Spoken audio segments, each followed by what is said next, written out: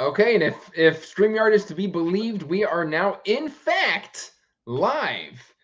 Um, Thank you everybody who is watching this live or on the rerun. I am Andrew from Andrew's Wizardly Reads, and I am joined by two amazing self-pub authors. We have got Thiago Abdalla, author of A Touch of Light, The Ashes of Averin, and A Prelude to Ashes, if you want to pick up the prequel, and some guy by the name of I was gonna do the gag, and I'm not gonna do it. A.R. Witham, author of Legend of Blackjack. For anybody, the gag was I was gonna introduce him as Andy Rudolph, and I'm not gonna do that. So, guys, go ahead and introduce yourselves, and yeah, tell us about your books. Go ahead, Thiago. Andy. No, man, you're up. Cool. Okay, so I'm Thiago Abdalla. I'm, as Andrew said, the author of A Touch of Light, and sorry, I forgot. You forgot the name of your book? No, I forgot to fix my chair, and it goes back, and you know, when you have that sensation that it's gonna fall. So sorry. Okay, so I'm Thiago Abdalla. I'm the author of A Touch of Light. It's an epic, kind of dark fantasy, with plenty of themes on life and death, griffins, kind of broken characters, I guess, a lot of religion and politics and intrigue, and I'm really happy to be here. I'm A.R. Witham. The book is the Legend of Blackjack, and it is an adventure. I think that's probably the best way to sum it up. 21 full-page illustrations, and just for fun. And I'm also delighted to be here. All right. Well, speaking of, because we were talking backstage about this, let's talk about those illustrations, Andy. Yeah. So, you know, I've talked to you both, and you both had different roads to the self pub, you know, kind of end point. And you know, I want to start with Andy because you know, I just with a little bit of digging, what I found was super interesting. So, you want to talk about your whole journey, Oh dear. or not the whole journey? Like, give us, you know, a play by play. So starting with like Legend of Blackjack was my solution to the pandemic, right? It was like I had this story and I had these pieces, and it was like, oh, well, okay, maybe people be interested in this, and started putting it together. And Thiago and I have had very similar experiences throughout, right? Because when you're a self-pub author, everything falls on you. And he and I were just talking last night about, you know, how am I supposed to write? I'm busy dealing with my subscriber list, or my emails are getting, you know, in people's junk mail. That's the stuff that you spend a lot of time working with. So in the run up to doing self pub, it's all, you know, you get the story done and you're not even close to done, right? Because I need to do formatting, and oh, by the way, editing, let's start with that. But you know, you need to get the formatting taken care of, and oh, it's not just for one format, it's for EPUB. Oh, it's got to be for paperback. I haven't even done a hardback. Thiago already has. You know, audiobook, if you're planning on doing that, it's like all these different things that you start stacking pennies, trying to figure out a way to get yourself there. And for us, like, this is our first time doing it, and so it's all brand new skills. So you're learning constantly while you're spooling it out. You're trying to pick up things from people that have done it before, and it's like, oh, you should do this. Oh, you should do this, and that all that advice starts piling up, and then you got to start making selections on, you know, which kinds of advice to pick. So, I mean, I don't know about you, Thiago, but for me, it's been like one of the hardest and one of the most intense learning experiences I've ever had. How about you? Yeah, it's been, well, I think intense is the right word, because man, it's so much, so much to deal with, and so many little details. And I think Andy is pretty close to me in the kind of like perfectionist scale, because we want everything, you know, working perfectly well and right. So when something goes wrong and you don't have experience, the feeling for me at least is like the world is ending. You know, you need to rush to fix it. And it's like, as Andy said, it's like, oh no, my emails are ending up in junk mail, and then suddenly you've lost 2.5 hours trying to fix it. And the time that you'd set aside for writing either is gone, or you have to stay awake until like, I don't know, 3 a.m. like I do. So Sleep is overrated. Sorry. You're a writer. You don't need sleep. You need Yeah, I know. creativity, which I know. comes from sleep deprivation and caffeine. That's right. Exactly. Exactly. I Alcohol. mean, all my ideas are just bathed in caffeine and Red Bull. So so yeah, I mean, it's also been a ton of fun because I've always thought of myself as an introvert, and just the amount of people I've gotten to know online and through Discord and Twitter and who just reach out to me, it's been amazing. It's a surreal feeling, like having that story in your mind and writing it down, and then suddenly people are enjoying it and talking to you, and just theorizing about your book.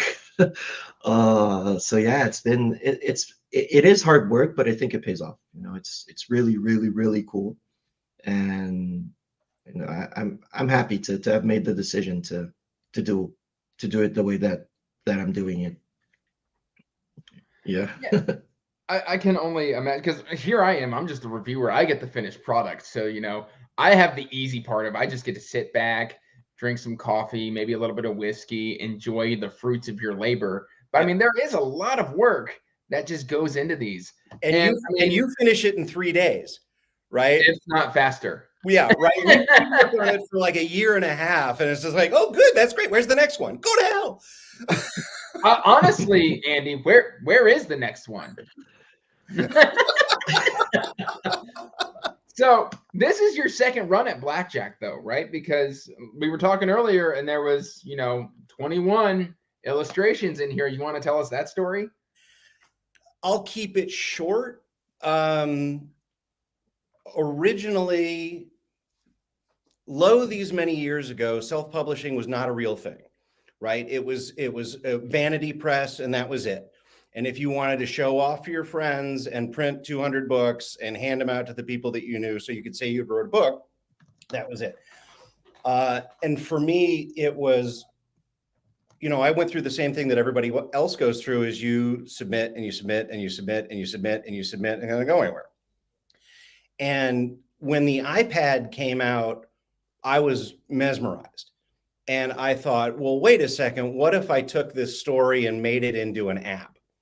And so turned it into like a page flip app, but all the pages had texture to it and sound effects and animations in each chapter, and put that together. And it was like 2013, right? And nobody had an iPad. And so, put all the effort into it, and it goes, and it's fun and it's great. And then, you don't have an audience for it. And then, like I said, we got to the pandemic, and I was like, I need to do something with this to make it work. Oh, wait, what if I published it as a real book? And so that's how you get to the thing that's in your hand, is through massive, multiple failures, right? And I feel like that's the thing that a lot of writers don't get. Like, I wrote screenplays in LA for 14 years, right? I sold a dozen of them. One of them got made, right? And so every writer goes through all of these failures or semi-failures or big failures, and all of that stuff builds the muscle to survive the next failure. And the trick is to just kind of keep going and going and going, and telling the tale that you want to tell. And eventually you get to a place where somebody says yes, and an audience goes, oh, I like that, right? And so I think the trick is just keep going, keep going, keep going. And if you've got a story that resonates with people, they'll find it. Just give it time. I actually, sorry to butt in, but reading your book, what you said about writing, screenplays, that I think that really kind of bleeds through, because it's so visual, the way that you set the scenes, and just like it's so effortless the way that you tell the story.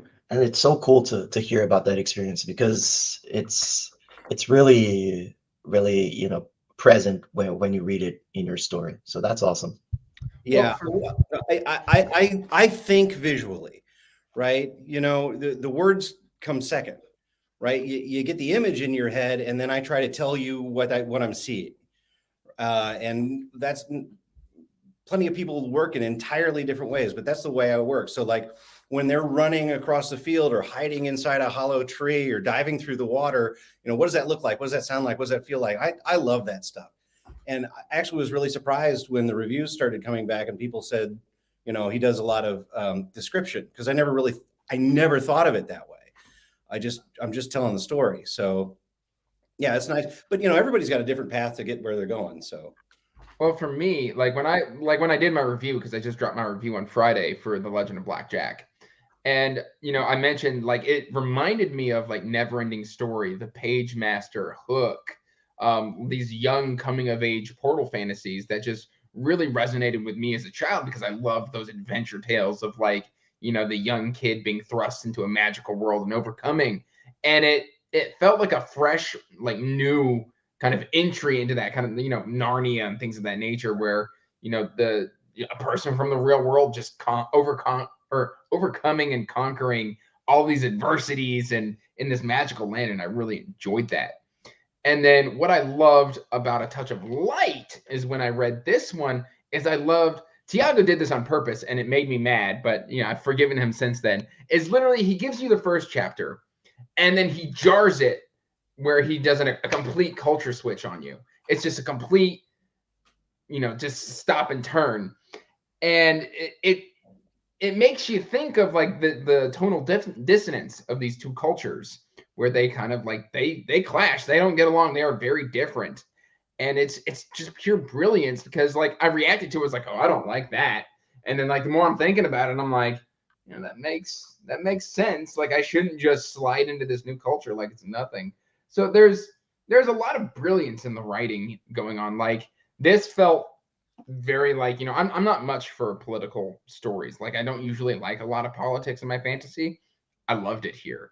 It was just it's paired beautifully with, you know, three multiple POVs. We've got political elements. We've got this old war. We've got just these different ideological belief systems, and it's just awesome. And so how you both come at a story and still create an enjoyable product is amazing. Yeah, and I think that's the beautiful thing about writing, you know, not every book is for everyone, not every choice is going to work for everyone. But something that Steve from Steve Talks Book said in one of his videos, it's like the great thing about self-pub is that you can look at it and you can see that is the author's choice, you know, and as an author, when you look at it, yeah, fine. Sometimes stuff doesn't work for people, but you can look at it and you could say, that's how I wanted to do that. That's how I imagined the story, and that's the way that I wanted to tell it. So, and you know, the beautiful thing is, I think, you know, my story and Andy's stories are like on opposite spectrums almost, you know, uh, but both of them can work for you in different ways. And I loved Andy's book. I can't stop gushing about it. He was a little amazed, you know, because I just wrote this dark, gritty fantasy, and then I love this Porto fantasy. So, yeah, I mean, I think there's stuff in there for everyone. So, Yeah, yeah, it's all about taste. yeah, well, So and to talk about something that Thiago's kind of touched on, one of the things that matters to you is I want to be able to tell my story my way. And when you go through kind of a publisher process, you need to make adjustments because they've got notes. Now, that's not a bad thing, right? It's good to get those notes in. But with Thiago, I feel like it's, hey, look, this is how I want to tell it. And I understand that some people are going to get a little thrown off here at the beginning, but I'm after a reader who wants to dig in, right? I'm after a reader who's curious, who's intellectually curious, that wants, what is happening here? Why is this tonal change going on? What does this represent? And because he doesn't spoon feed you anything. And that, you know, being able to hold on to those choices is a great thing to be able to do, because it differentiates him from the other stuff that's in the market, which is great.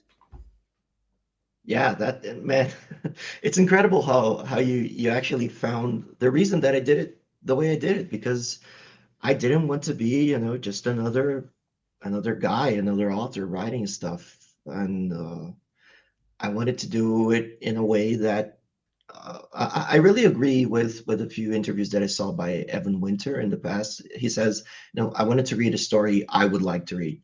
And I'm always looking for these kinds of stuff, of things, like these little connections when I'm watching a show, or when I'm reading a book. And sometimes I get, kind of deflated a bit when that wasn't a theory, that was nothing, it was just there. So I wanted to do something that was kind of like intricately connected, and doesn't give you all the answers. It's not supposed to give you all the answers, because it's supposed to keep you hooked so that you keep reading the series and find out. And when you do find out, it's going to be so much cooler than if I explained it to you in the first book. So it's Yeah, like you've that got oh 3 moment, more books planned, yeah, at, yeah, I have 3 more books planned. at And least. yeah, I mean, in this series, I think I'm pretty sure it's going to be for 3 more books, but at Are we least going to as a get any more career. novellas? If I don't go crazy writing the next few books, yes. I mean, I have ideas at the back of my mind. I don't have outlines for them. Uh, but I know there's a lot of content. Even, following up on Prelude, there's 100 years between Prelude and A Touch of Light. So I could do, like, Prelude to Ashes 2 or something. And but there's other stuff to explore and jump into. But yeah, I mean, I'm really kind of pushing it to release the second and the third and the fourth book as fast as I can. And if it's between, that and having another novella in between, I might just prioritize the main series just to get it out there, and then I can think about novellas and other stuff when And they're what when they're about a published. Legend of Blackjack 2?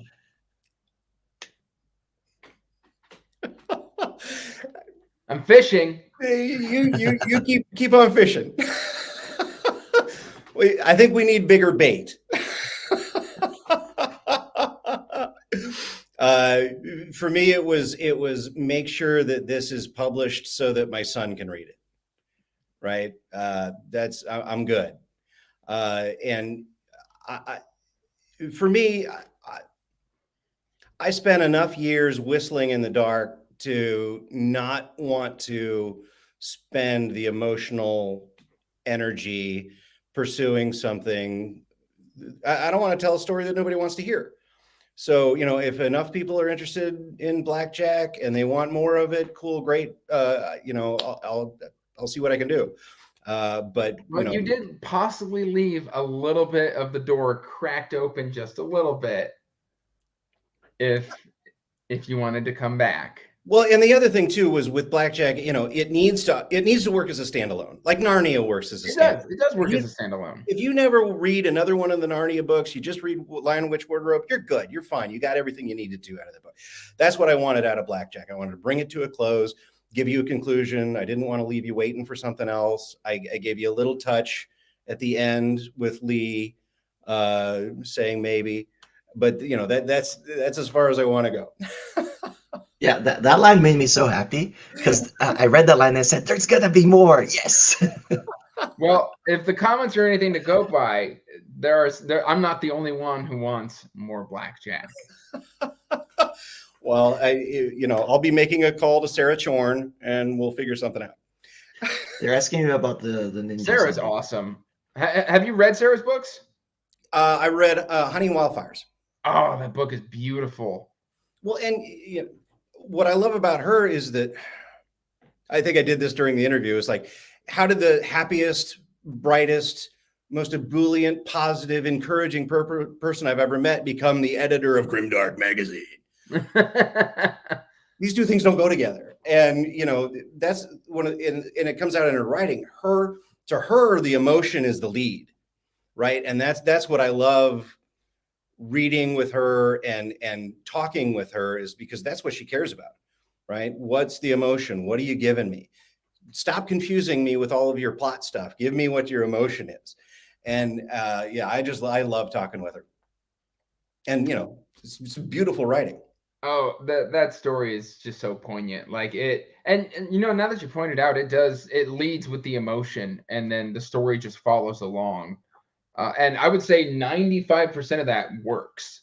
Yeah. There's like maybe like 5% of it where I was like, I didn't need that. But the other 95%, I'm just sitting there just glued. It's like I don't care if I have chores to do. I have reading to do. Because I'm involved, because I'm invested, because I want to know, right? And you know, that's how you get there. It's not this may be just my opinion. I'm sure there are tons of people that'll disagree with me on it. But to me, plot is back there, right? I've never read a book where I was like, "Oh, I loved that plot." Right? Get me invested in the characters. You can take me wherever you want to go. Now, you need a story, you need a plot, you need things to happen. But without that initial investment, it's difficult for me to keep wanting to move forward, because I want to be in their shoes just a little bit, right? I want to feel what they're feeling, so that I'm kind of mirroring what's going on. And those are the stories that, you know, both of you guys know, like Patrick Rothfuss is the entire reason that I got back into fantasy at all, right? You can say whatever you want to about Rothfuss, go ahead. You can say whatever you want to about Quoth, go ahead. But it's undeniable that you get invested in that character by the time you're 25, 50 pages in. And once he's got you, I don't really care where he takes me, right? I just want to stay with Quoth and find out what's going on and find out if he ever gets any money. Well, the problem is he keeps getting money and spending it. I feel like that was a whole dissertation on how to handle finances. That's the one line pitch of the Name of the Wind. It's just get money and spend it badly. Yeah, pretty much. That's the entire thing of what it is. You know, I personally lean more towards Sun Eater, but I will say when I got back heavily into reading, one of the first books I did reach for was Name of the Wind. Wise Man's Fear is a different discussion. Name of the Wind, though, I did enjoy it enough to finish that chunker of a book. It is a hell of a chunker. I do like my thickums. Yeah. My thickum chunky boys. I took a while to read Wise Man's Fear after Name of the Wind, just because I was a little frustrated about how it ended.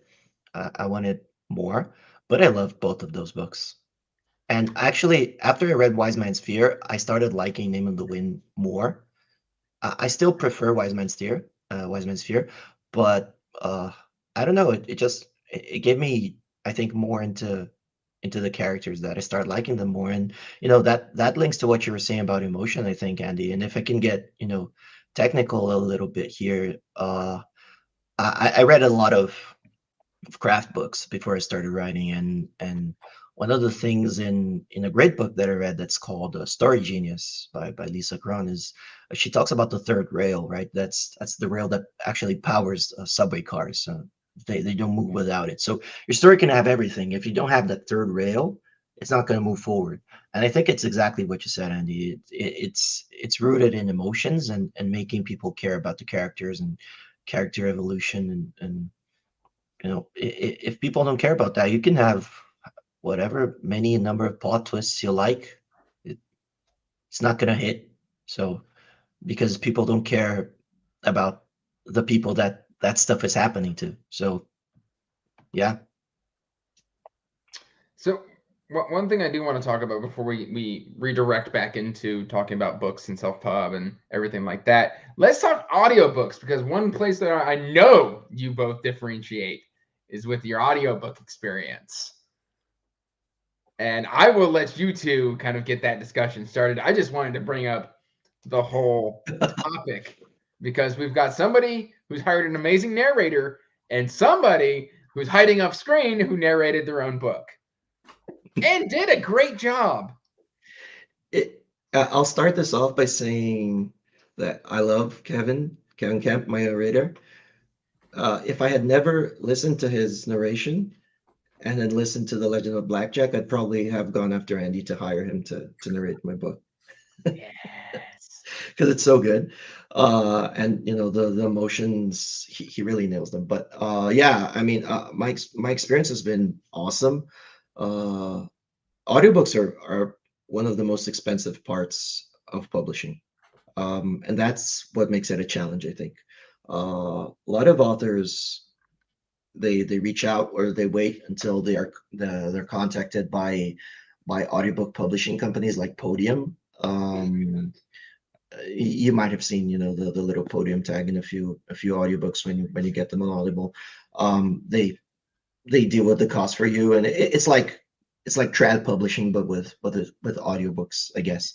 Um, but yeah, so I really wasn't planning on starting with an audiobook, to be honest, because I wanted to see, how a touch of live would do, how much it'd sell, to see if I'd have a market for an audiobook, to be honest, because otherwise you're just, putting a chunk of money into something that if the physical book doesn't sell, I thought at the time, the audiobook probably won't do very well as well.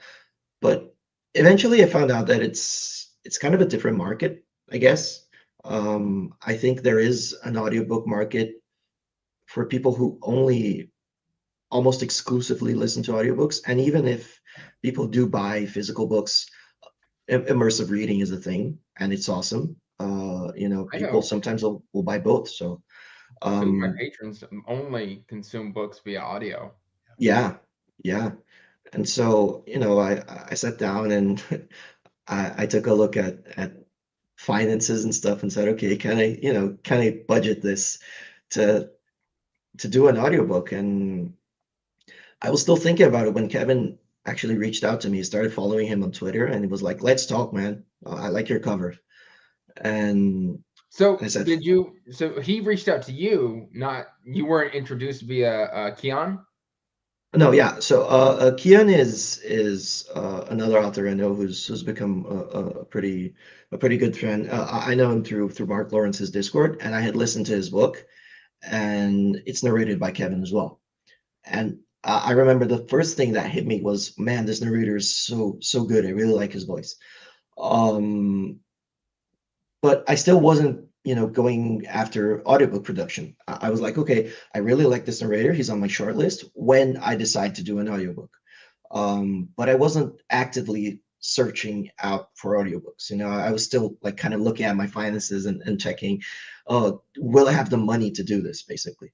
Um, and then I started following Kevin just because, and then he reached out to me and said, "I like your cover. Let's talk." And then he DM'd me and said, "If you want a sample, I can do it. Just it doesn't matter if you're going to move forward with it or not." And I told him, I said, "I don't know when I'm going to be able to do this. I'm pretty focused on other stuff right now." So I was writing the novella at the time, and so I told him, I can't give you a time frame, and he was like, "It's fine. I'll do it. You listen to the sample and you tell me what you think." And then it's like, he really trusted kind of like his bat. So he sent me the sample, and I was immediately blown away by it, and I was like, okay, so I'm gonna have to do it now, because I can't not do it, because his voices were just perfect, and Kevin is such a pro with everything that he does, and he's also like the nicest guy Yeah. you'll ever meet. So yeah, so after that I was like, okay, just give me like a few days so I can crunch the numbers here, be sure that I'll be able to pay you. And that was it. And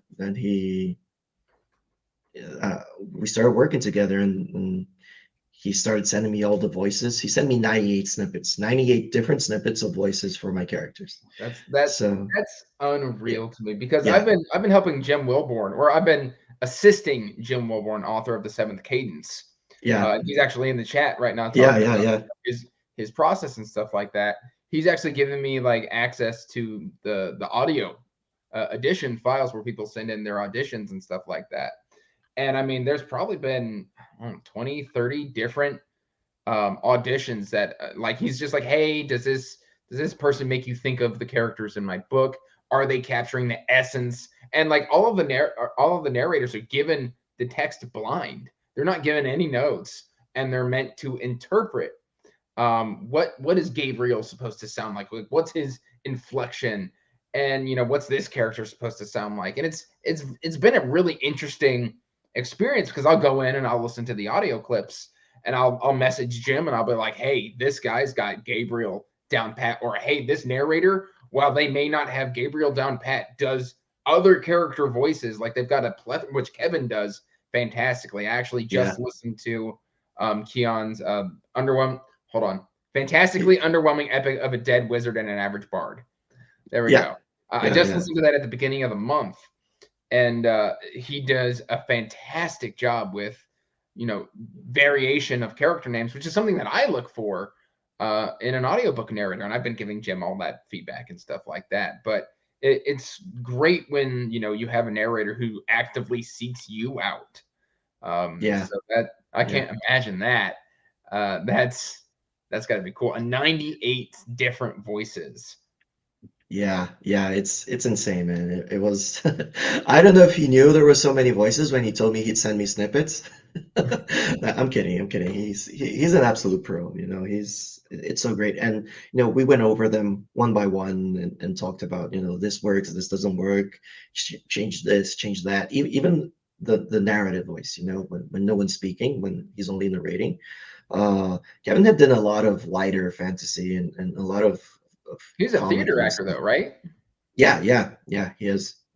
But I think he just, he kind of like fell in love with audiobooks when he started doing them. But his kind of resume was kind of like a lot of on the lighter side. And yeah, even like talked with about RPG and stuff like that. Yeah. So we even talked about, the voice that he's going to use to narrate my book, because my book isn't that light. It's not very, on the comedic side. So I got excited during the live show with Alan, where Kevin went and did his thing live on camera. I was just like, oh, I know I'm doing a re-listen. Yeah. And I've listened to everything now because I've done the audio kind of check, the quality check, and I'm so excited for this audiobook. Knowing what it is now, having listened to it from start to finish. Man, I'm the author, so I can't say this because I'm biased, right? But it's so good. It's the narration. The narration is so good. And then I'm really excited to get it. This madman who did his own audiobook, and I want to know what because now you're technically an audiobook narrator. What was that experience like? Not only doing it for your own book, but learning how to because your sound quality is amazing. Like there's no static, there's no. It sounds like you're in a soundproof room. Like what was the whole process? Like how did you go about it? Well, the reason to do it myself is very simple, and I think I just finish out with 3 words: I am cheap. Says the man who said he was going to buy me a bar. Just everything behind it. So I literally went to a friend of mine who works at a car dealership, and I said, "You've got an audio booth for your radio commercials. Can I use it after the dealership is closed?" And Andrew, you'll appreciate this. It's Ray Skillman. There's a local car dealer. And so I went in. Yeah, I went in every Tuesday for 4.5 months, and I found out I could do 90 minutes before the voice would start falling apart. And so I just did the book 90 minutes at a time for 4.5 months, and putting it together, great, fine, fantastic. But the reason for doing it, I don't listen to audiobooks. I don't listen to podcasts. Someone in the chat was saying, I don't think I could do that because I think I'd lose focus. That's exactly what happens to me. I want to, but I every time I've tried, like there was a really good book recently that was narrated by the author, and it was, I can't remember what the name of it was, but I was reading it with one of the guys from the Oasis Discord, and I really liked the book, and I got like 10 chapters in. Huh? Is it Game of War? No, it was. I'm sorry. We'll ping back to it later. But I really liked the book, but I just fell off of it because the audiobook couldn't keep my interest. So I was told that if you're going to do a book, you need an ebook, you need a paperback, and you need an audiobook, because those are the three ways that people enjoy their books. And so you needed to have that. So the only reason mine got done is that was the cheapest way I could do it. I mean, an audio booth at a car dealership is one way to do it. There you go. So I would have never guessed that that's the route you went. That's brilliant. If you're looking to get your audiobook done, contact your local car dealership. Yeah, just make friends with the car dealership. It may cost you 3 cars, but you can just sell those on. That's right. Sell on for a slight markup, pay off the loan, and then you've got a relationship and an in. Perfect, beautiful, great for building credit as well. Wow, I'm actually kind of floored with that story. I would not have guessed that is the route that you took. One of the things that I kind of want to bring up is I was recently listening to an author interview on the Oasis Discord that you ran, AR, or Andy, I should say. And it was with LL McCree. And she says that she has the attention span or the memory of a goldfish. So I guess this is kind of for Thiago, because we haven't quite reined you into committing for book 2. We'll get you there, though. We'll get you there. I'll break it down. What you're working on book 2 now, right? Yeah. What is that process like for you? Like, do you have extensive notes? Do you have to go back and reread your story? Because, LL McCree in that interview, she's like, I remember nothing. Like, she's like, I can pick up my own book and go, wow, that's fascinating. I don't remember writing that. I think I'm obsessed so much over a few plot points from A Touch of Light that my memory is a little bit better in that regard. But yeah, I do need to reread it. And honestly, doing the quality control for the audiobook was just perfect, because I am in the middle of writing book 2, and it kind of reminded me of stuff that I missed when writing the first draft. But it's a first draft. It's just it's the first draft is the lump of clay. So you have to have the lump of clay so that you can mold it into something. If you don't even have the lump of clay, you'll never get anything done. And that's what gets most people when they start writing. They're like, they write something and they say, this is crap. And I'm getting off topic, but I'll come back. They start they start writing something and they say, this is so bad, I can't write, I'm not a writer. And yeah, I felt that, obviously, and I still feel that sometimes, most of the times. But you have to have something to work with. It becomes a lot easier when you have a lump of bad words and you can just cut them out and fix them and put them in the right place. So you need to have the pieces if you're going to build the car, right? So whatever it is that you're building. So yeah. So on that note, let me get back on track. That it is a very different experience from writing book 1. Because people have read book 1 and they have feedback and they have questions, and I actually have the whole series outlined since the beginning. I didn't write my first word until I had all of the plot points and character arcs mapped out. And the way that I write is I structure it and I break it down into milestones, right? So it's basically the 3-act structure. And you have the milestone between Act 1 and 2, the milestone between Act 2 and 3, but the middle of Act 2 has another milestone. So it's the first plot point, the midpoint, then the second plot point, and the conclusion. So those like big milestones, I had like a paragraph or a page maybe for each character of what was going to happen in each book. So I knew what was going to happen to Lynn from the beginning until the end, and how her story is going to end. Same thing with Adrian, same thing with Nasha, same thing with the new POV that's coming in book 2. That at this point his name is Cadmus. I'm not changing it anymore because I was still unsure of the name, but yeah, Cadmus. So so I had that, but then people read book 1 and you start getting feedback. And you need to know where to draw the line of, okay, this is something that has been heavily commented in feedback, and maybe I should, think about it. and I have the opportunity. I don't see it as, oh, I have to change things, because the outline isn't written in stone, right? It's just a guide. So you have the Well, opportunity to change things, to make things, there's a difference between critique and feedback, and I mean, as Yeah, you as yeah, the yeah, author, it's your story.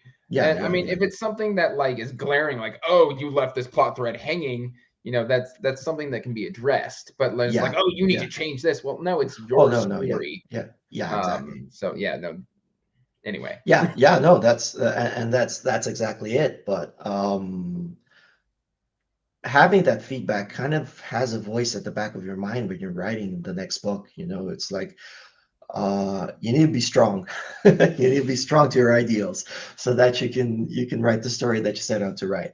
Uh, but yeah, I mean, I'm always open to feedback, and I think some stuff that people say is correct, and I've actually, the the novella is a little bit easier to understand, I guess. I put a little bit more explanation, maybe a little bit less showing, to make it a little bit more accessible to people. I think it's still my style. I'm not going to change that. My style is show don't tell, and it's how I want to tell the story. So, um, I'm not going to change that because it doesn't work for for a few people maybe, but um, it is something that you have in the back of your mind when you're writing another book. But I wouldn't say it changes anything in the plot or the characters. What does change is, I don't think anyone is 100% an outliner or 100% a pantser. And for people who don't know what a pantser is basically you don't plan anything, you just start writing, right? Um, I think it always falls in the middle. And I really like having an outline as a guide and then leaving myself open to sometimes ideas pop up, right? You're writing something and it's like, oh, but this links with this and this is so cool. And now I can evolve this into this. And then you have that whole first draft written. And that's why I say you need the lump of clay, because then the ideas start popping up and you see that you've deviated from the plan, and this chapter might not make sense with what you've written in the previous chapter, but then you just go back and change it and make things kind of fit into place.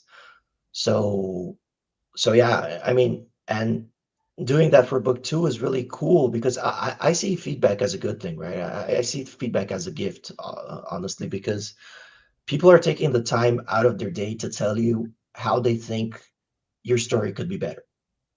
And that can't go, you know, unnoticed to me.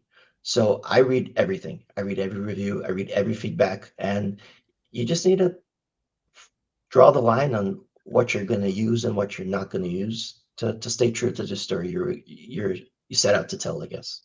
yeah. So, sorry, I'm rambling already, I think. No, it's Yeah, fine. That's what we're here to yeah, do. We're here to ramble about yeah, stories. yeah, And it's interesting. One of the And plot, narwhals. yeah, and narwhals. Yes, yeah, narwhals are in fact the best, and they eat Dark Knights. Anyway, uh, yeah. um, one of the things I wanted to mention is my friend Kay from Kayla's Hidden Shelf. She turned me on to Kobe Zucker, and I think Kay's in the chat. Yeah, she's here. She's going, yay, narwhals. She turned me on to Kobe Zucker, and oh, Troy has wrong opinions. Don't listen to him. He's a great guy. Yeah, yeah. He's Terrible gonna thing eat about raisins narwhals. soon, though. I'm looking forward Um, to that. but yeah, she turned me on to Kobe Zucker, which is Nomads of the Sea, and it's this thick book. And supposedly the author, like, just during the pandemic, needed something to do. A lot like you, Andy.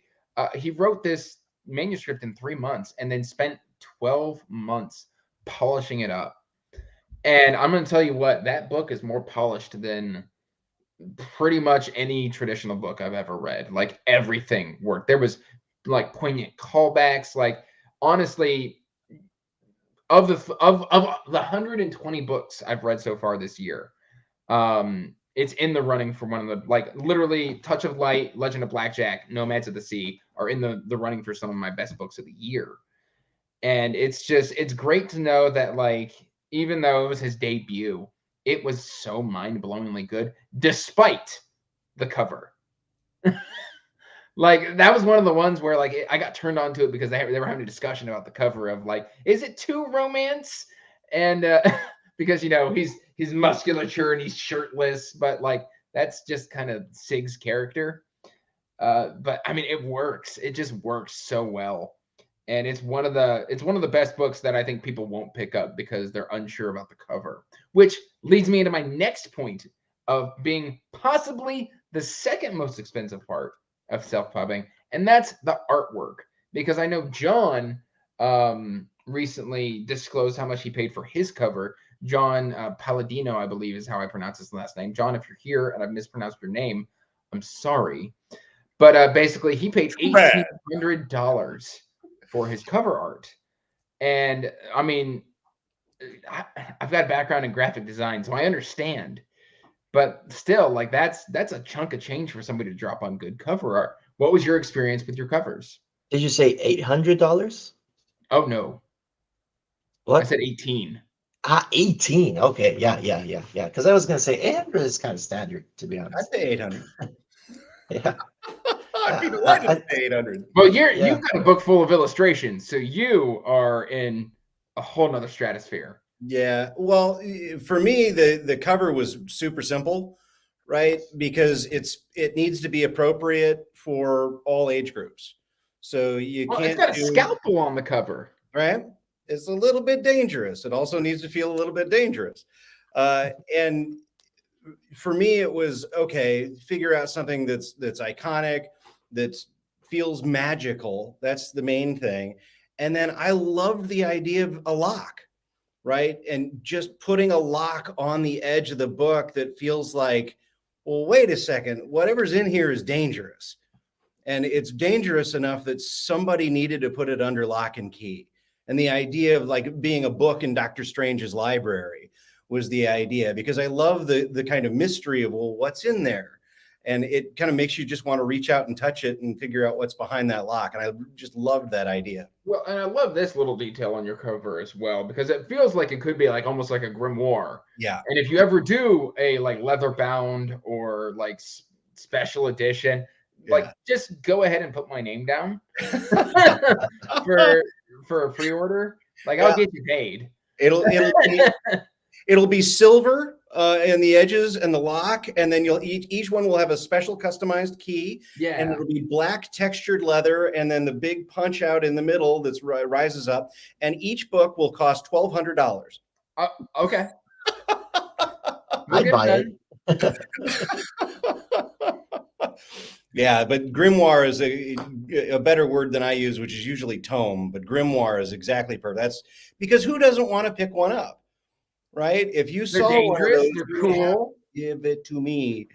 And yeah, that's exactly the thing. And then Thiago has the best cover in self-pub, period. I mean, it's definitely up there. I can't definitively say it's the best cover in self-pub, but it is one of my favorites. Yeah, I absolutely love where we landed with that cover. And I think it's the result of a lot of research, like everything that I did to publish, but also, just a lot of the artist's taste. The artist is Alejandro Colucci, and he's done stuff for Robin Hobb, for Joe Abercrombie, for a ton of other stuff. Malazan, he's done a lot of Malazan. And I was just really lucky that he was available and that I could afford a cover with him. And if you see my initial sketch and what came out of my initial sketch that I sent to him, and then this, how the cover ended up, you'd be even more amazed at the job that he did. Well, it's funny because I've seen like concept art before, like on Twitter. Jeffrey Spite posted on Twitter the like concept art between Paladin Unbound, and it's just this rough little sketch, and he sent it off, and he was just like, what I got back blew my mind. And so, I mean, you can just scroll up like, I've got an idea of my orc on his knees, and it's absolutely hilarious, and kind of cool what a good artist can do. Now we do have a question from Jaden Hamilton in the chat. about what inspired you with Legend of Blackjack. Tiago can answer this one. No, I'm just kidding. I mean, Thiago, I can answer it from a reader's perspective. just make something up. You're a writer. Go. Yeah. That's how it works, isn't it? Okay, so to me, stories are about the emotion, right? Right. There's a thing that most of us share that is a lost and lonely aspect. Mm-hmm. I don't care who you are. There's a certain period in time in your life where you felt lost and lonely and alone and powerless. And to me, that's summed up in that kind of 12 to 14, maybe up to 16 age group where you're not a man, you're not a boy, you're not a girl, you're not a woman. You don't know what you are, but it's not what you were, and you're not what you're going to be yet. Oh, it's puberty. Okay. Yeah, right. And so going through that, I think, is an emotion that doesn't stop at puberty. I think people have those feelings in their life throughout. So that's what I wanted to do, was kind of tell a story of hope about those feelings and those emotions. And Jack was the fulcrum to make that work. So I made a character that was fairly easy to relate to, but I wanted him to be infused with all of those emotions. And then, then you get into the coming of age stuff, and what does it take to come of age? And it doesn't matter how old you are. I mean, we go through various stages of that in our lives when we're in our 20s, when our 30s or 40s. It doesn't really stop, but it comes and it goes, and you get better at addressing it. And so I think it was about taking whatever the hell I knew about those moments and feelings and trying to pass them back to people that were dealing with those feelings and emotions now, and just give them some hope and a little bit of feeling of power. Like when you're a kid, and sometimes when you're an adult, you don't feel like you have any power, right? You're in school and everybody's telling you what to do. And now I'm in this job and everybody has control, and I don't want to do that, but I have to do that. And you just don't have any power. And then being able to master what you can do and taking responsibility for that, and taking responsibility for taking action on the things that you can do. I think you need encouragement to do that. And so if you don't have somebody in your life to do that, I get it from stories, right? I can't tell you the number of stories that I've watched that left me with this feeling of, yeah, okay, let's go, let's do this. And that's what I wanted, was this big piece of encouragement to help people find their own power.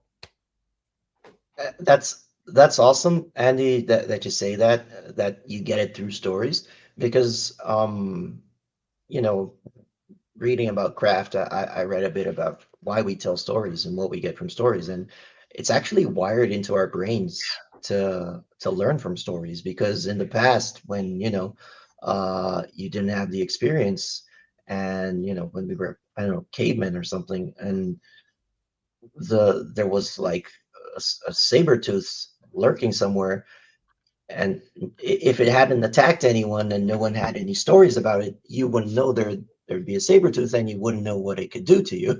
So the way that people kind of learned to protect themselves was through stories, and that evolved into being something that's hardwired into our brains. So while we don't have to avoid tigers in the streets today, I think that's why emotion is so important in stories, because we learn so much from them, and we learn how to deal with our emotions, and everything that you said, that with power and all the other lessons that you can take from it. And again, that's a beautiful thing about writing, because sometimes people take things from your book that you didn't even really think that much about. It can be something that doesn't resonate that much with you, but it resonates a whole lot with others. So yeah, that's awesome. And then I don't know if this is a serious question, but TV adaptation for Blackjack when? It's June 2024, coming to Disney Plus. Disney Plus. You know, honestly, that could possibly work. You had mentioned something about you wanted the Legend of Blackjack to be accessible to your son. Mhm. Was this like a passion project that you wrote specifically for him? No, he wasn't even alive when I started it. I wrote the scene with Rose Haig. For those of you who read it, the scene with Rose Haig in Memphis, I wrote when I was 16, right? And I worked on it through high school, and then I worked on it through college, and then I dropped it for like 10 years. And then my wife found it in a trunk, right? And she read it and she was like, "Well, what happens?" I was like, "Well, I don't know." And she's like, "Well, you finish it because I want to," which is why she's the book is dedicated to her because she's the one that believed that the story needed to be told. Well, she was right. Yeah. The Can you bring her on? I need to talk to her about book 2. Sure. Come on over. We'll have dinner. But what was the question? When did you? Was it a passion project for your son? Sorry, yeah, it wasn't for Will, and like then it was for Gloria, and then it was for my nephew. Like when he turned 10, 11, I finished it and I gave that to him, and he made like a Lego set out of the action sequences, and that was cool. And then yeah, Will, my son Will, was the reason it's available to you now because it needed to be available to him. Fair enough. And then we do have a question on the circle and the scalpel, and then of course the key. Sure. Marilyn. Sure. She may be a Dark Knight, but she deserves an answer. So Marilyn, I don't think it's a sport. We talked about the idea, the grimoire aspect, and if there's a leather-bound, ironclad cover with a lock on it, that immediately makes you feel like, well, I want to touch that. I give it to me now. So that's really the emotional reason for the cover. And then I just wanted something iconic. And out of everything that sums up Jack Swift's abilities, it's a scalpel. And this is what separates him, for good or for ill, from the people around him. And it's got a little bit of a menacing tone to it, but keep in mind what scalpels are used for, which is healing. So it's got that kind of double-edged sword aspect to it. And that's kind of the meaning behind the cover. Better answer than I would have given.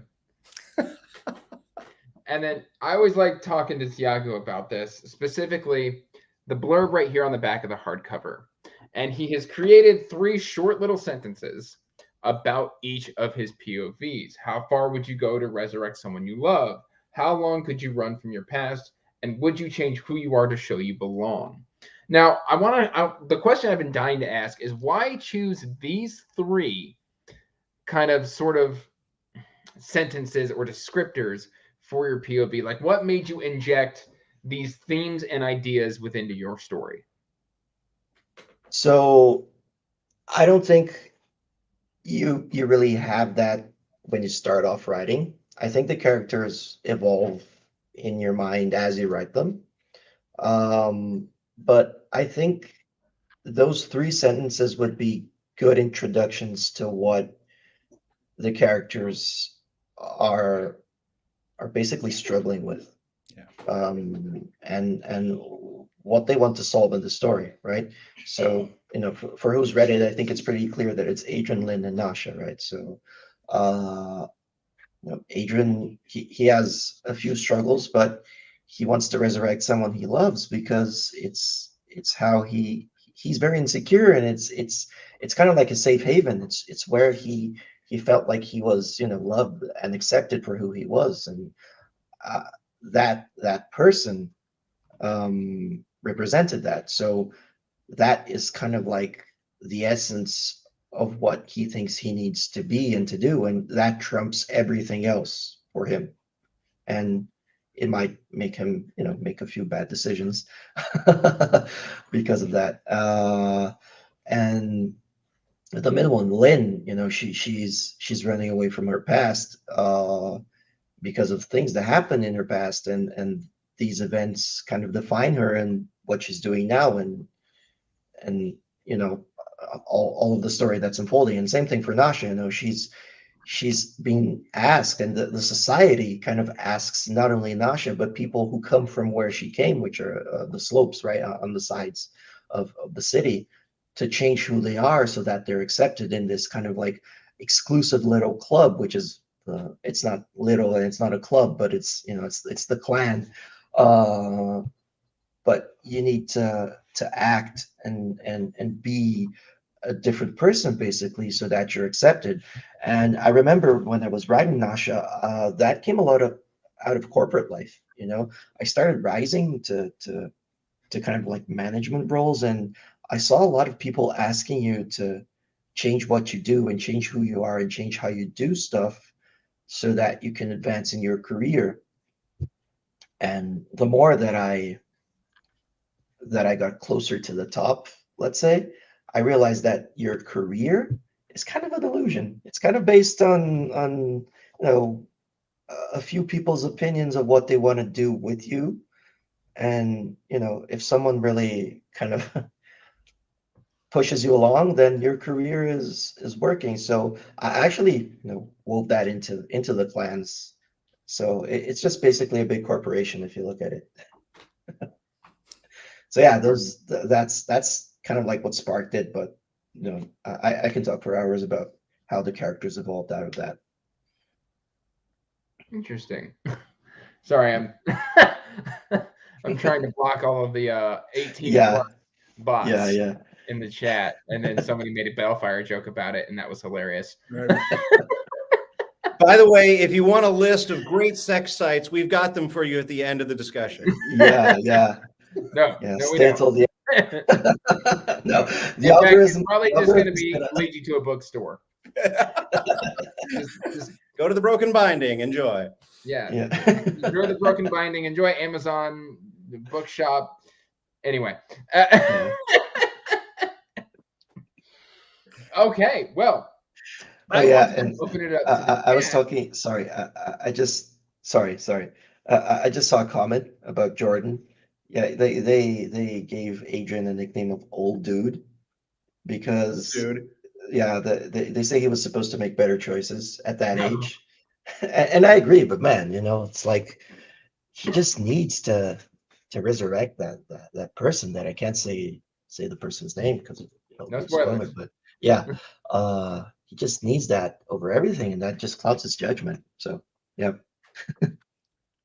Well, I am willing to open it up to the chat to see if they've got anything that they want to ask you two, or is there anything that we haven't discussed yet that you wanted to have discussed? No, we're all going to get together for drinks later, right? Yeah, Tiago's flying in. Okay, good. Yeah. I'll be there in 30 minutes. Yeah. Thiago, will you have a summary of the first book and the second book? I will. And the newer, I don't know when people bought their paper and hardbacks, obviously, but I've actually added a character list to the newer editions, let's say. So that helps. Probably. I'm gonna add it to my website as well, and it's on the ebook. It should be updated. I think Amazon is refusing to update it for whatever reason, but I already have a character list, and I will have a summary for every book about everything that's happened before. Don't worry. Yeah. Well, Andy, I've got a question. So I know I'm still fishing, but do you have any ideas on what Jack's next adventure could possibly be? Yeah. Oh, okay. Touche. You know what? I wasn't more specific, and that's on me. I feel like I've answered the question. Yeah, I feel like you have. And frankly, I don't know. I'm sitting here trying to think of another way to come at it without being foiled again. Well, you know, like I said, I don't want to dive back in until, you know, people are actually asking for it, or if people actually, you know what, I'm going to say this for everybody that's listening. I don't care if it's me or Thiago or whoever you enjoy. Self-pub is ridiculously hard. And if you think that this is easy or we're successful at this. You know, think again. We need people like you to spread the word. If you love Thiago's work, tell everybody you know, right? Give them the link. Tell them that you need to read this. Tell them why. Because self-pub, you've got nobody behind you at all. You are on your own in a gladiatorial arena. And bottom line is there are 9 million books out there. Why are they going to pick yours? And it's not because of the description that's on Amazon. It's not because of the picture on the front of the book. It's because a buddy of theirs said, hey, you should check this out. That's why people read books. So if you, I don't care who you love, but whoever you love, push them to your friends and say, hey, I love this. Tell them why, and encourage them to pick it up, because there, like I said, there's a billion stories out there, and the ones that you love need your help. That's beautifully said, Andy. And you know, one of the best ways that you can tell people, even if you're not talking to them directly, is through reviews. So review it on Amazon, review it on Goodreads. You know, I know you, if you're watching, you're probably seeing people talk about the algorithm for YouTube. There's an algorithm on Amazon as well. Amazon picks up books that sell, and they start organically putting them up there so that people like it. So, you know, you can have the best cover in the world, but if no one's seeing that cover, it won't hook anyone in. So that's why reviews are so important. We need reviews to let people know that other people liked it, and to let Amazon's algorithm know that people are liking it and putting the book up there. So yeah. For the authors that you love, your review on Amazon is oxygen. Yeah, it is. Give them a tank. Yeah. I used to be really bad because I didn't realize how important the Amazon review was. I was always dropping my review on Goodreads. Yeah. Because I figured that's where the readers were congregating. And it wasn't until very recently, I would say within the last year, that I've started posting my reviews on Amazon as well.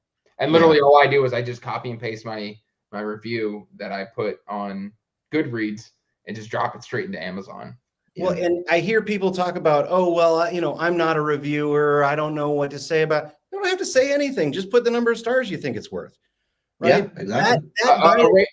Ratings do work as well as reviews. The more that a book gets, the more it gets pushed. Yeah. Yeah. Zach wants to know how much I would have to pay you for Blackjack 2. Or can I just get you drunk and then have you give me a verbal agreement? You would have a very difficult time getting me drunk. You can get him drunk, get him to tell you the story while drunk, and you can record it, and then you'll have like half an audiobook. All that's needed is editing. So yeah. That reminds me, what book was that? Oh God, now it's gonna bug me. Oh no. That's all right. Too much. There's literally a book, that's a spoiler, but like, well, it wouldn't be a spoiler because I don't remember the book. But where like literally the author, oh, I remember, never mind. Hey, Thiago, this interviewer is lousy. What is wrong with you? I was thinking for some reason that made Stephen King pop into my head.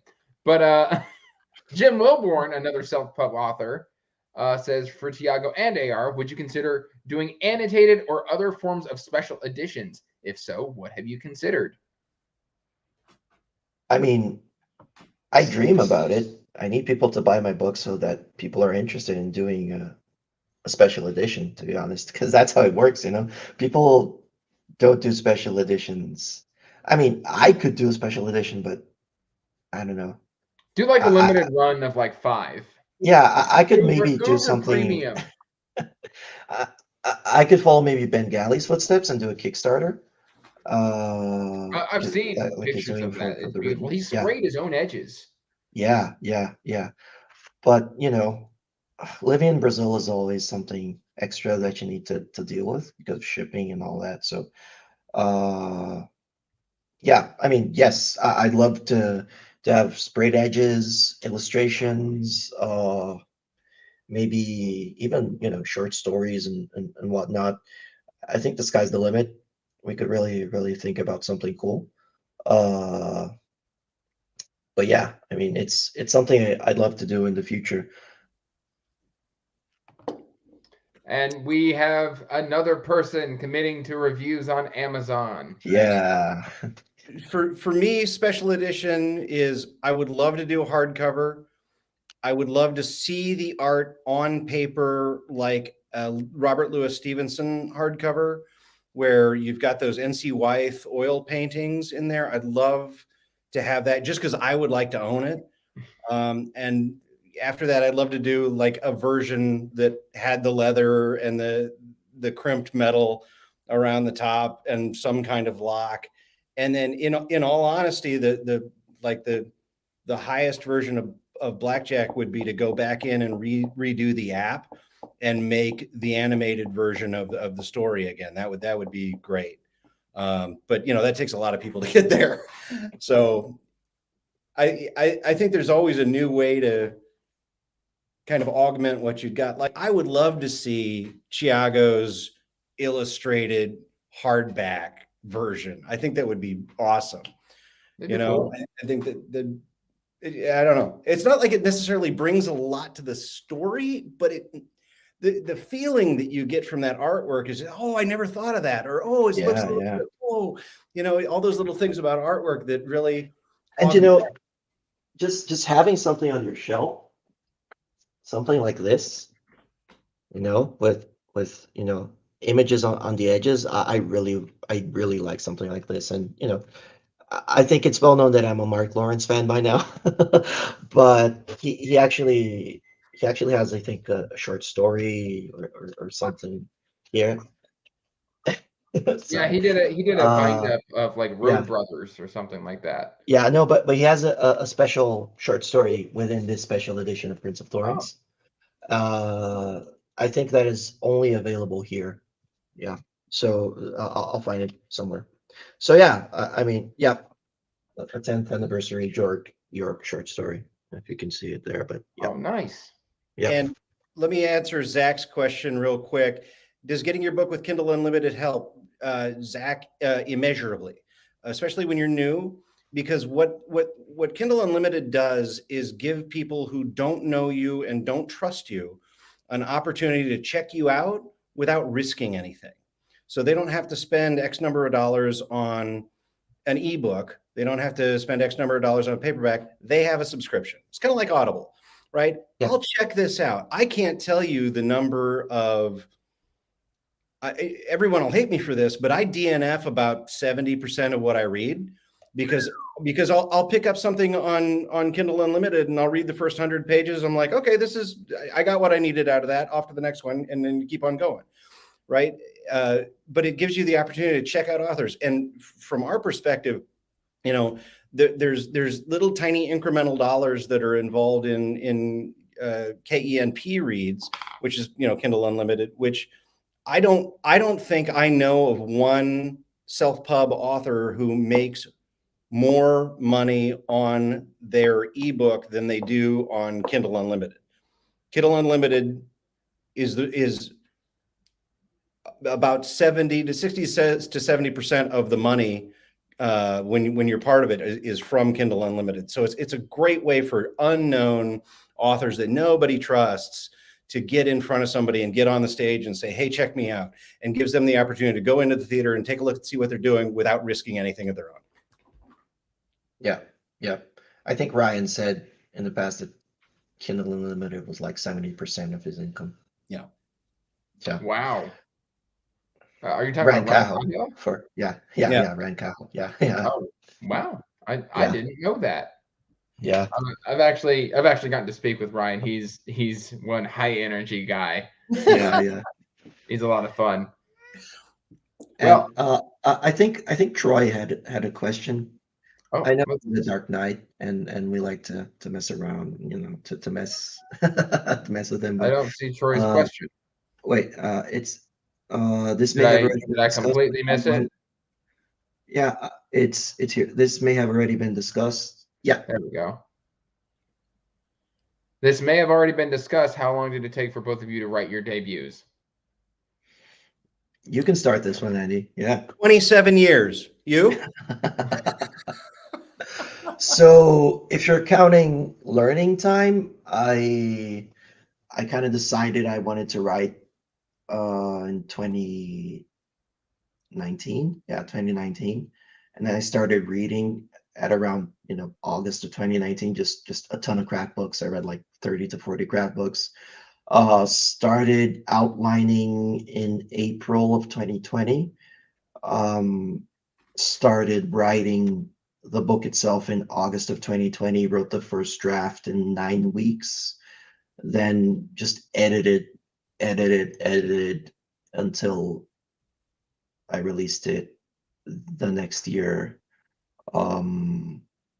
March. So, but yeah, editing was like from around April 2021, I'd say. No, I mean, I wrote the first draft and then I wrote other drafts until like around February or March of 2021. And then I just talked to an editor for like months until like November maybe. But that isn't a process that I think I mean I want to release book 2 November this year. It's going to be a lot faster. Laying Yeah, this up for my Alan. yeah. Uh, Man, Alan is so he's been Alan's the greatest. yeah, He doesn't have a yeah, mean bone in his body. yeah, yeah. So yeah, I mean, I think I'm gonna write it in a much shorter time frame because a lot of the time that I took to write A Touch of Light was learning, and I learned with the editor, I learned with the drafts, and now that I have kind of like a process in place and I know a bunch of stuff that I should avoid and how I should write other things, it's going a lot faster. I think I'd say I'm around 55% book 2, but I'm not even calling it a first draft because I think it's coming out a lot better than the first draft. So yeah. And Yeah. Troy is actually his first book, I think, is coming out in September. Seekers of Change, I believe, is what he's named that one. Yeah, So Seekers the Wind of Change, I think it is, right? yes, it's a longer title, and I have a terrible memory. But I think I'm reading that one next month. So Yeah, I'm excited for yeah. that. I But I hope I read it not live and not eating raisins because we're gonna win the readathon. But oh yeah. yeah, Speaking of which, talk to me about this aversion to raisins, so we can get it live on camera. I don't know how to explain it. I hate raisins. Is it a I think texture thing? Is it a flavor thing? Do you like grapes? I love grapes. I love wine. It's just it starts with the smell of the raisins, I think, The smell. Oh, and the July look of 12th. I was wrong. yeah, Seekers, the Winds of Change. There we go. yeah, yeah, From Troy Knowlton. yeah. And the texture, when you look at them, it's like this shriveled little thing. It's not nature is telling you you're not supposed to eat that. Things that are shriveled are spoiled. They're not supposed to be eaten.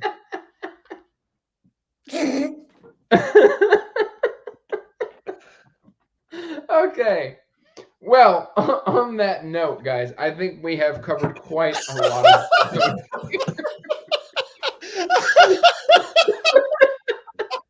Nature is trying to tell you to stop. Don't do it. I am going to end this by I have links to the ebooks or to buy both of these physical copies in the description down below. We have The Legend of Black Jack by A.R. Witham. And we have A Touch of Light by Thiago Abdalla. Both fantastic self-published gems, and I highly, highly, highly recommend them for a good time. Please check these ones out. And I appreciate you, everybody in the chat, for hanging out and just talking self-pub here with us. Do you guys want to say anything before we head off, other than the fact that raisins are evil? Yeah. Raisins are evil, and buy Thiago's book. Apparently, raisins are evil, and you should buy The Legend of Black Jack as well. Yeah, I mean, for me, I just like to say thanks to everyone who's been here, who's interacted with me. When I say it's surreal, I'm not just saying it. It really is, and I wouldn't be here if you all hadn't taken interest in my book. Thank you so much, Andrew, not only for having us here, but for reading and shouting about the book. You were one of the first ones. It's And been fantastic getting to know you both. Yeah, and I can honestly say you should buy The Legend of Blackjack because you know, check my review. I'm not saying it because Andy's right in front of me. It's been my favorite read of the year. So yeah, that I mean, and I a have to big shout recommend out it. He knows to where I live. yeah. A big shout out to the Indie Accords as well and Lana because man, it's been so fun. And Team Yeah. Narwhal, you know, it's fun when you know people have shirts made. So Yeah, It's, actually, yeah, it's been a great readathon so far. yeah. If you yeah. aren't part of the Indie Accords, jump. Do you know how to make first contact with Indie Accords? Like if somebody's Uh, looking to join up, I I can think the best drop the link in place, the description okay, after we are done with the yeah, live show. because yeah, it's hilarious. It's just a scream to watch everybody kind of go at each other, and they're yeah, serious. They're serious, man. They want to win. yeah, yeah, And yeah. we will leave you guys off with please give us Legend of Blackjack too. All right, guys. With that, I'm gonna go ahead and sign off. So till next time, guys. Peace out. Stay magical. Bye.